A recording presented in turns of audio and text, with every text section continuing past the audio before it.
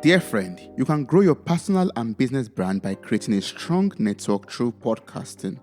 Create real human connections, have the ability to share your story and interesting point of view. To get started, you can make use of the special offer for friends of this podcast, which is on kitcaster.com/mirror. kitcaster.com/MIRROR. The link and further instruction or details will be found in the show notes for this episode. Thank you. Don't forget to follow us on Apple Podcasts, Spotify, or Google Podcasts, or whatever platform you listen to this on. Thank you. Hello and welcome to Mirror Talk Podcast. Your moment of greatness starts now. I am delighted to be speaking with a former employee at Apple, Capital One and AT&T. He is currently the CEO and founder of Touzi Capital, an highly experienced real estate investor with $100 million assets under management. How are you doing, Eng? Thanks for having me. Hi, Toby. It's a pleasure to be here. Thank you so much for joining me today on this episode of Mirror Talk Podcast. I am so delighted to learn a lot from you today. I found out on LinkedIn that you were born in a refugee camp in Thailand before your parents moved to the USA or to America. Can you share your immigrant story with me as well as your life experience up to this moment? Yeah. So my ethnic background is Cambodian Chinese. My parents grew up in Cambodia. And that specific ethnic background was persecuted during the reign of Pol Pot and the Khmer Rogue, which is a fairly genocidal period in Cambodia. During the right after the Vietnam War, there was a lot of chaos in that region, and so I was born in a refugee camp in Thailand. But this is more my parents' story, and I heard so many crazy tales. Reminds me of a lot of what happened in World War II, where there would be soldiers coming in the middle of the night and abducting people, and you never see them again. And so my dad would go from house to house and try to make sure there's a lookout and get sent for his wife and son. His son being my older brother, and I heard the story of how he was drugged so that he wouldn't cry during the jungle march through Cambodia to Thailand. So I was born in a refugee camp chasing chickens. I have some pictures of me in a straw hut, and but then I was there for maybe a year and a half. I went to Philippines to afterwards to I think prep, I guess, for sponsorship to America. A lot of Cambodians of that era either went to California, where I went to, or Paris, where a lot of my cousins are, and I stayed there for a summer. So I grew up then in California, in Southern California, in Los Angeles. Came here when I was 3 years old. Grew up pretty poor. I remember my first place I lived in was in a garage with my whole family, and I don't think I've ever had my own bed until I went to college. And even when I went back from college to visit my parents' house, I would still have to sleep with my brother. It was only a full-size bed. I think they could have gone for a king size. Things are much different now. I have a lot more abundance, a lot more material goods.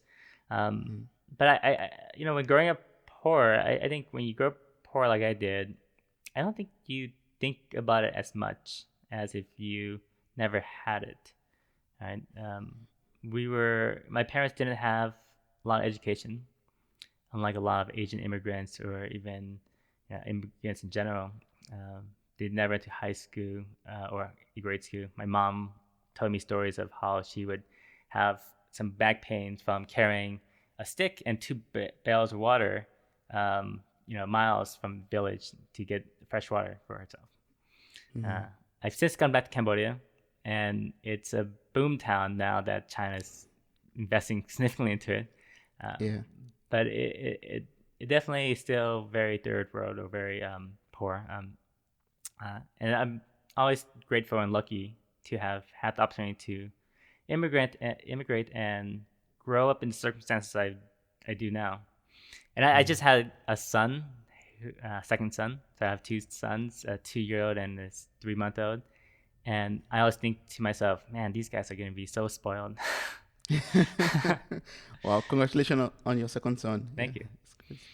So how did this humble childhood of yours or no or background of yours form your life at this point? How did it form your mindset or how did it influence the way you live now?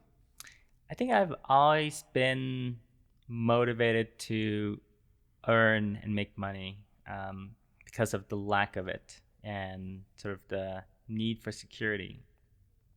It's always been I've always been entrepreneurial, I believe. When I was in grade school, I would buy a pack of cards, tradable cards, and then sell them to the other kids for retail prices and buy wholesale, sell retail.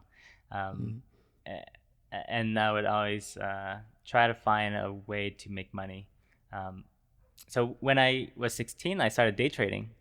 Back when there was really no mobile internet, and so I had to go to the library to go to my platform of choice and day trade penny stocks. This was around 2000. I made a pretty good amount of money. I was able to afford college because of that. I've always been good at data and economics, and so that's where I studied. I went to Wharton for business school. But how my background informed my decisions was I've always wanted to have a strong why.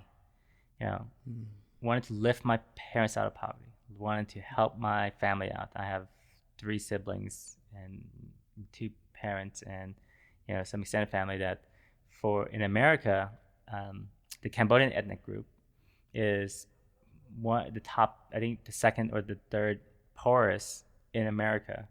So it's definitely not a monolith like all the other Asians, which has a wide variety of success. But we were always still focused on education, like many immigrants, seeing that as a path towards security.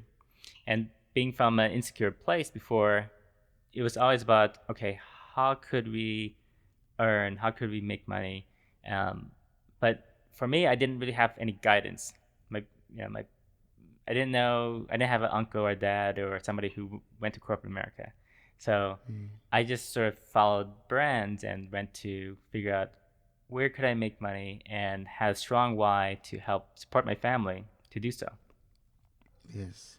Oh, that's awesome. So it's not like the rich crazy Asians kind of story, but a much more humble and relatable story.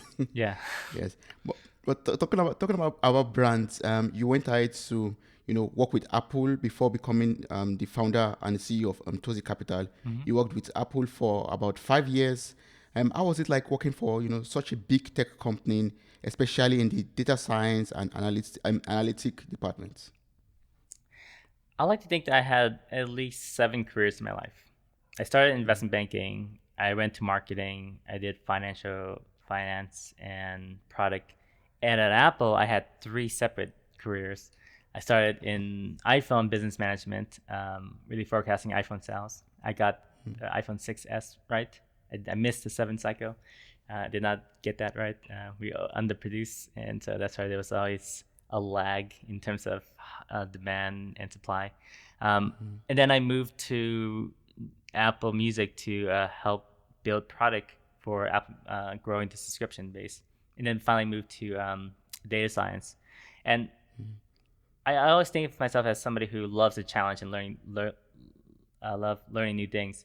So Apple is a very good place because in a big company, you have lots of different little functions. And if you work across many functions, you have the ability to meet people. And for those who are asking or maybe wondering, how do you pivot careers? The best way is actually to work with somebody in that career and then just show value. Yes, you can get an MBA, you can do all that stuff. That just resets your expectations of people. But making those network connections internally was very helpful. working at a big Apple tech company like Apple, had a lot of perks. Uh, I worked at a $5 billion facility, the new Apple spaceship campus. I Yes. had a very high fourth-story office, a top office. We didn't have free food, but it was very good food. Unlike my fellow employees at Facebook and Google, they had free food. I always gripe about that to this day. How Apple is a really rather cheap company relative to other tech companies. Obviously, to more traditional companies, not as much. Mm. So you were able to learn a lot from changing departments and learning from different facilities there or different areas of specialization there. Yeah, Yeah. yeah, Oh, that's great. So it's really inspiring and encouraging to see people pursuing their passions in life. So, what motivated you to leave a big tech company like that, like Apple, to start something of your own? What was the push, the motivation? yeah. Uh, it's an interesting story because I left in the middle of a pandemic, during a potential recession, during the fact that my wife was 7 months pregnant, um, and yeah, having a lot of job security, and that's that's all I've been sort of pushed towards, job security. When you grow poor, you really want security. You want that safety, and that's why a lot of immigrants do push you to be a professional, because professionals, doctors, lawyers, etc., engineers, um, the safety of math and binary yes no is really powerful, because you can't it's harder for somebody to judge you based on your background or your experiences. If you are able to deliver as an engineer, it's a fairly known meritocracy. And so for immigrants in America, we've always been pushed toward those meritocracy type roles. But those aren't the roles that actually make a lot of money, because the executive roles are potentially the less meritocracy roles, more political roles. Um, I have always been investing in real estate since 2009. I invested right after the financial crisis.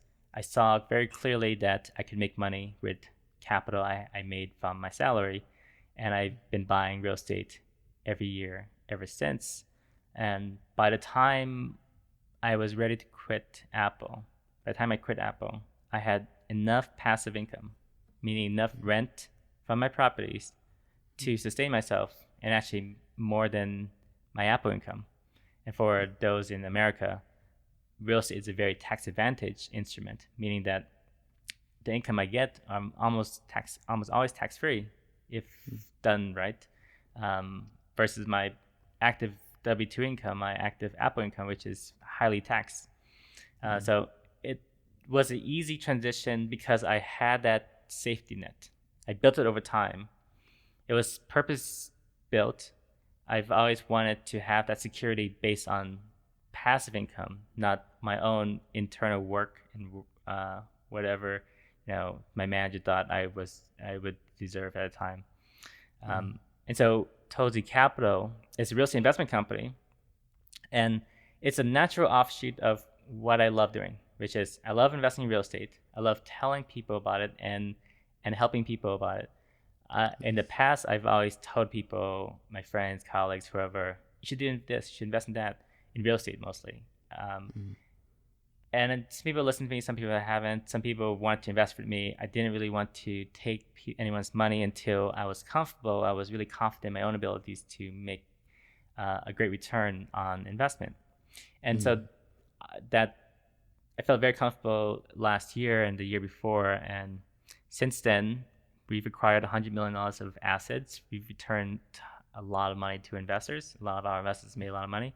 And I think we're growing every day. I'm taking the same learnings I've always had, which is very economic, data-driven learning that I've taken from my investment banking career, my forecasting career, my product career, my data science career, and applying it to real estate, creating models and understanding hyper-local targeting for every every house and property and knowing that this is a undervalued property and this is overvalued, and using all those models to really make great acquisition decisions. And I think it's been very exciting, the fact that I left Apple and have at the middle of a pandemic where I'm not able to talk to anybody and I very rarely able to travel, and I do all this over Zoom. Wow, that's talking about taking risks, right? Is that something? Is that something one has to learn? Like the best time to take actions, or the best time to take risk. Is there something like that, or you just follow your guts? I think some of this was out of my circumstance. You always take the pandemic as an example. I don't think I could have started this without that happening. I don't. I think I would have probably had, if I was in my old job, by the way, my previous job before Siri, I think I would probably been way too busy to think about starting a new career. In my new job, was more purposeful in terms of making time for my side hustle, which became my main hustle. The security of of an income became less dependent because I had built up that passive income. Every time I bought another property, and I wasn't making that much money before. Every time I bought another property, I could make bigger risks in my career. Meaning, I know I had $1,000 coming in a month, and I could go to my boss and negotiate more and take bigger risks. Stuff that potentially, if you're always scared of losing, then you're never going to gain as much. And so that allowed me to really quickly accelerate my career, and I think both come hand in hand. Oh, that's good. So for someone out there, a listener out there who wants to, get across to Touzi Capital, what should he or she, be expecting from Touzi Capital? What are the services that you offer, and how can the person, get across to you, to maybe invest or to start something? So what Touzi Capital does is really, it's an extension of my investment philosophy, which is I invest for cash flow, meaning high yield returns and tax benefits. So I'm essentially going out to the market, making 100 offers on buildings, and then maybe getting one or two of them under contract, and then doing a lot of legwork to make sure they're a great asset, doing the due diligence, everything.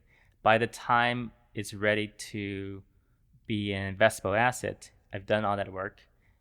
I've put in the money and secured the asset, and now I'm essentially going to buy it. And investors, people who go to my website, and friends and colleagues and referrals, can come in and see the property, see what it is, and then decide, oh, I like to participate in that at a fractional share. So we all are shareholders of an investment entity that owns the property. That property then gives cash flow through rent to the shareholders per rata their contribution, and we all make money like that. It's like lots of security instruments, except that you get all the tax benefits of direct ownership, and it just allows us to scale and diversify our risks. Okay. So what's the best way to, get across to you, for example, in case I'm interested in investing in real estate? Yeah, I would love for anyone to check out our website, Touzi Capital, Touzi Capital, Capital.com, and sign up. You can then check out our investments. We'll schedule a call with you guys, and get to know you, understand your investment goals and what you're trying to achieve. I have lots of different investments. I don't think it's one size fits all. I want to make sure this is a valuable learning opportunity and education for people to learn about being an investor. I think all of us should be a professional investor. That's really our final careers. That means putting our money to work and not working so hard for our money. Following your story, coming from a very humble background to being in a state of abundance right now, and also having experiences with tech companies. You've worked at AT&T, for example. You've worked at Capital One. You've worked with Apple, and now you're founder and CEO of Touzi Capital. What do you think makes people successful in their adventures in life?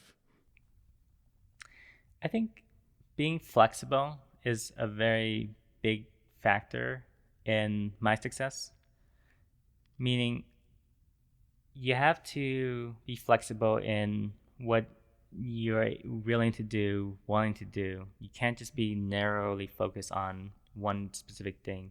You should have a North Star. You should have a reason why, an overriding moral compass, yes.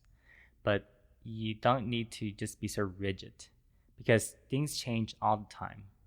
If you are an adaptable person, a flexible person, you will adapt to circumstances. Every time there's a downturn in the economy, it creates the most millionaires. So you always have to be ready for that. And for me, I've changed careers many times. If I just stuck to one career, maybe I would have been more specialized and I had more growth. But I could have been trapped or been stuck at a certain level.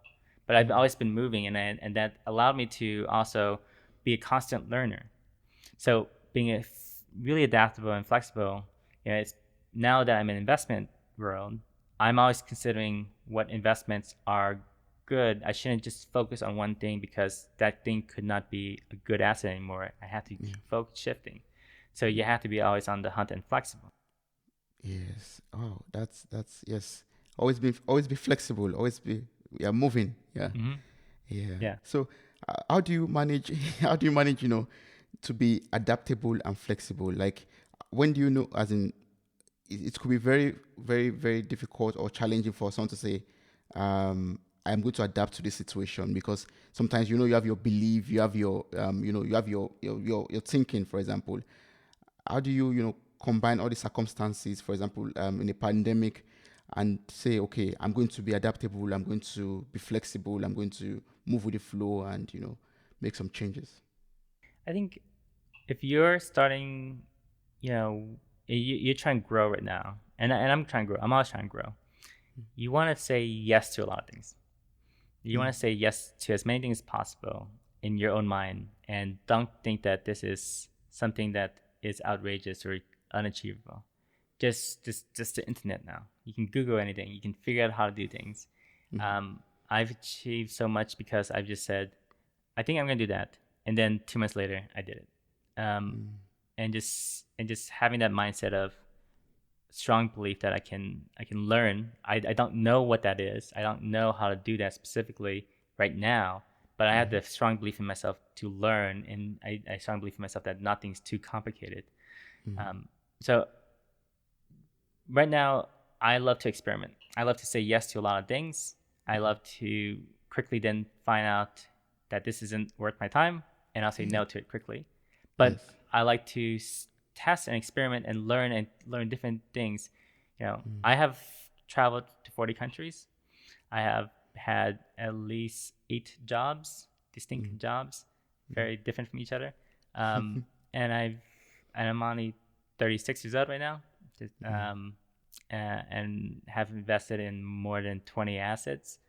Everything has been a learning experience, and I'll continue to learn. So I will, everything is cumulative in your life. You should say yes to as many experiences as possible and quickly identify what you don't like. I think it's not a great thing to just focus on, I want to find my passion. I want to follow my passion. I think it's better potentially to find out what I'm not passionate about, experience so many different things, and be open to different prospects and people. And for me, being an entrepreneur, I've learned the most not necessarily from reading books or taking classes. It's meeting people and saying yes to conversations that lead to interesting and exciting opportunities. Yes, I like that. Saying yes to things that leads to interesting conversations or leads to greater things actually in life. Yes. So, I'm curious to ask about this because I think I also have a similar background or experience being in Germany, for example, but coming from Nigeria. So, as an Asian in the USA, how is that for you? different cultures. How is that like for you? Do you stay in an Asian community, or do you mix around, with other people? Mhm. And how do you integrate both cultures? So as an Asian American growing up in Asia, when I did, you always strive for security, and security means assimilation. Assimilation means sort of trying to be part of the group and blend in as much as possible. I was never really one to do that, so it didn't work well for me. I think it led me to have a thick skin of, when I grew up, lots of people would ask, "Where are you from?" And I'm like, "I'm from there." And like, "That's my house. What are you talking about?" Like, what are you talking about? Like we go to the same school together. Like, what are you talking? I grew up in California. What are you talking about? And never really internalizing it until I had my first son, who looks very Asian and can't change his appearance, and realizing that, my I can only create a world that he doesn't have to answer where he's from, because he's from here. He was born here. He Yes. only knows this place. Um, and so in America, I grew up in very blended communities. And then when I went to college, I was almost always the I was always a minority, and in every workplace, I was always probably the only East Asian person. Um, and that's, as I rose up the executive ranks, I would have a counterpart, which is, elder white guy, across from me, and so I would be managing a lot of them. And it was interesting, and realizing that quickly there was a bamboo ceiling of, I don't think there's anyone like me above me. I don't know if they're ready for that, and realizing that I had to quickly make my own way. Um, Interesting enough, I was in the Peace Corps. So for those who don't know, that's a state-sponsored program for Americans to go abroad for 2 years to volunteer in a remote village. I went to the Peace Corps, volunteered in the Republic of Georgia, which is, next to Russia, and this is right after the time that Russia invaded Georgia, and I was the only Asian person there. Everyone called me Jackie Chan. I played up to that stereotype because lots of guys were bigger and burlier and had big beards, and they were 14 years old. And I said, okay, sure, I'll play that stereotype because, um, uh, because they thought I knew kung fu even though I didn't. Um, and I think you just get used to these things.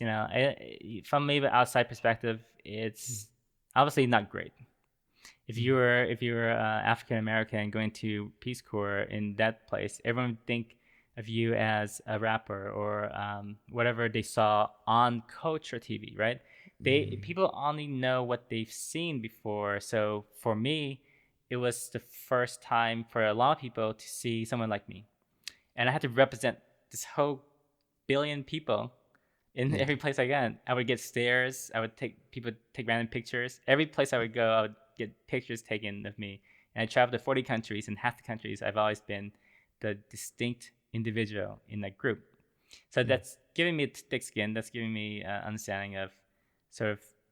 I don't think I fought anybody. I always just think that people aren't as, um, worldly or understanding or exposed to these things. I've seen so many things. Nothing phases me. And so I would like to make sure my kids have the same upbringing of being worldly and exposed and tolerant and understanding. And so the more people like me are on American culture, TVs, movies, I think it'll be easier. With BTS being the most popular band K-pop. nowadays. I think it's being in vogue now to be Asian a little bit. I'm hoping that the younger generation can find a little more confidence. I Yes. think I've always had that self-confidence, but I think in a culture where people can clearly see who you are and see that you're different, and will pick on you and ask you where you're from all the time, even though maybe your grandparents were born here, and like that's just a confusing question. Yes. Yeah. Yeah, that's true. That's good. And I'm also open for that too. For not only for the Asians, but for other races that are out of their their land or their countries, because I have some friends or some people that tell me, oh, if I were a citizen, for example, or if I were from this country, for example, I would have achieved this position. I would have gotten to this position. I would have been able to get this job, for example.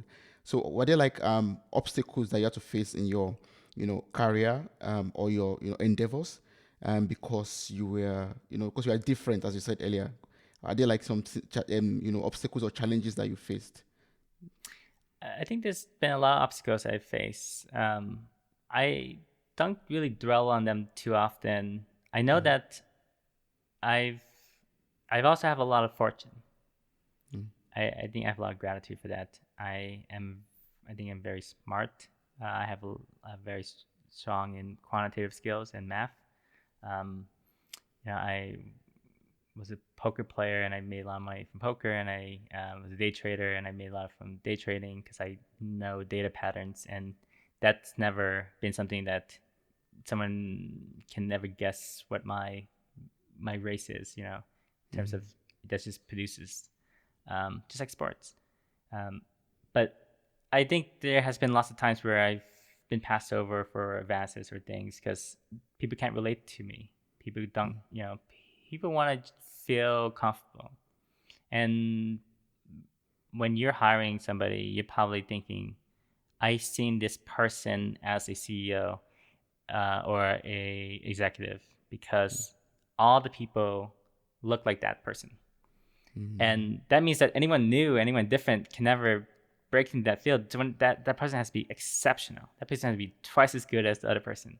yeah. So if you're a good-looking white guy in America, you have so many other people who are good-looking white guys that are executives, and so you have, people can see it, right? People don't really aren't as creative or imaginative because they can only think about what you were and what they've seen of what you were as something that they can relate to until you break that barrier and break that exposure. Yeah. So you have to just keep on breaking glass ceilings and breaking, making sure showing yourself as what worthy of whatever position you are going for, being twice the best in any situation, or just yes, striving to be the best. So if I could go back into real estate, because I find it very interesting. um, there's something like the compounding power of real estate investing, or the opportunity zones that one should look into. So for for a newbie like me, myself, or anyone out there that's listening, what are the opportunity zones that one should look into? Or does Touzi Capital help with that? I can just come to you and tell me, and you tell me, okay, Toby, invest in in this zone, invest in this zone. Just give us the capital, and we, we'll go from there and give you your money at the end of the month. Yeah, I think real estate investing is such a great way to build wealth. And in America, it's, I think, around 90% of millionaires are built from real estate. Mm, Uh, Tech is an app, tech has been creating a lot of real estate millionaires lately. But I remember being at Apple and talking to my directors, my VPs, folks who were making more money than me, and realizing that their only asset was the stock that they had and the house that they had, and they had to keep working for their money. mm, They were making a lot of money for sure. Um, Buying real estate, I think, is such a great thing that you should start however you can. If you can start with somebody experienced as us, that's pretty good too. I don't want to just say you shouldn't just invest with us, but that's a way to hack the system to be able to, invest side by side with experts who have done it on $100 million of properties, that have acquired and built a great resume, and we can leverage scale together. Because if you buy a single family house, if you buy something small, there's a lot of variance that happens. One mm, tenant can go bad, right? You can have a bad tenant. You might need to evict them because of something. They have a rabbit, and this is like something that actually happened to one of my places. Um, that variance means there's a lot of outcomes that the standard deviation of outcomes is very high. And for the most part, you can have a really great outcome. I think that's generally the case. But in some instances, you would have a terrible outcome, and you would never invest in real estate again. And that's a shame. And so when you invest with something like us, you have instead of one property, one unit, you have 500 or 200 units. And if one person goes bad, that's a small variance, right? That the variance of outcomes is very tight. It becomes more predictable. It's all math. And so we take everything at scale. Our variable cost is lower. Our fixed cost is lower. We are able to produce more returns than if you were investing yourself.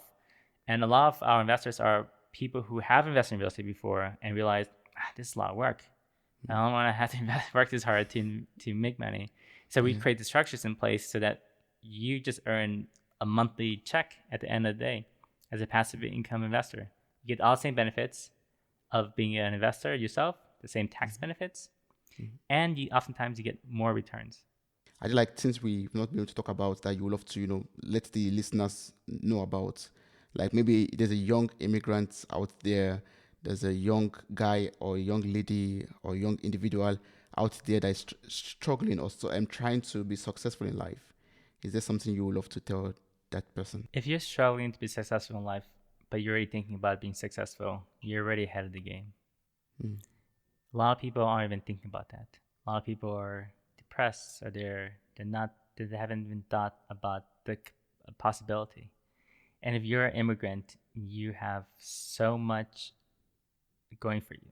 You have a hunger that a lot of people won't have.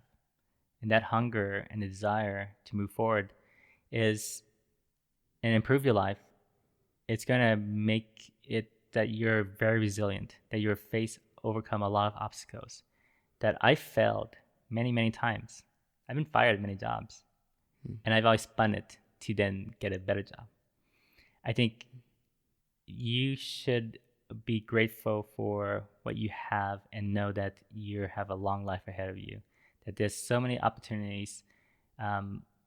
Because if you're just listening to this podcast now, you're probably ahead of the game in terms of wanting to self-learn and self-develop. Right? That's just the number one thing, to always be focused on that. And if you're an immigrant and you think you have all these obstacles, you're right. But that's okay. A lot of people in a lot of other places have worse obstacles, worse positions. You should be grateful, and that allows you to think more abundantly. When I was an immigrant, when I was poor, I had a very scarcity mindset, meaning that I would save everything, I would hoard everything. When now I've become a little more free, I'm very abundance mindset, meaning I think I can do more. I think I have more. So I don't worry as much. I think I will partner more. I will give more. I will do more. And I never think of this as the only thing I'll ever get.